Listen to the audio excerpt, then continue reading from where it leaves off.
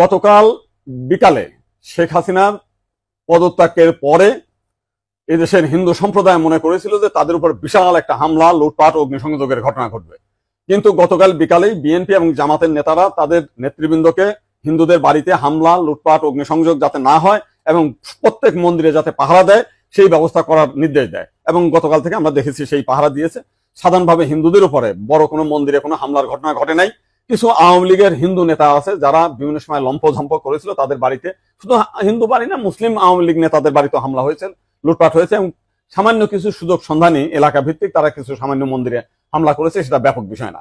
কিন্তু আমরা দেখলাম যে ভারতের রিপাবলিক এইটাকে নিয়ে ব্যাপকভাবে রুমার ছড়াচ্ছে, নানান কিছু মিলে উদ্ভট কথাবার্তা বলছে। এবং আজকে দেখলাম শেখ হাসিনার নিয়ে তারা কাহিনী তৈরি করছে, বঙ্গবন্ধুর স্ট্যাচু মানে ভাঙছে, সেটা নিয়ে তারা খুব দুঃখে সাগরে ভাগছে। আমার এক সাংবাদিক ফোন দিয়েছিলাম, তাদের বলেছি যে আপনারা যদি শেখ হাসিনার জন্য যদি এত কান্না আপনাদের মধ্যে আসে, তো শেখ হাসিনা ভারতে গিয়েছে, আপনারা ভারতের প্রধানমন্ত্রী নরেন্দ্র মোদীকে সরিয়ে শেখ হাসিনাকে আপনারা প্রধানমন্ত্রী হিসেবে ঘোষণা করেন, সে ভারতও রক্ষা করতে পারবে, তা আপনার সেভেন সিস্টারও রক্ষা করতে পারবে। আপনারা তো প্রতিদিন বলতেছেন যে শেখ হাসিনা না থাকলে ভারতে সেভেন সিস্টার থাকবে না। তো এইবার আপনাদের একটা বিশাল সুযোগ আছে, আপনারা শেখ হাসিনাকে ভারতের প্রধানমন্ত্রী করেন।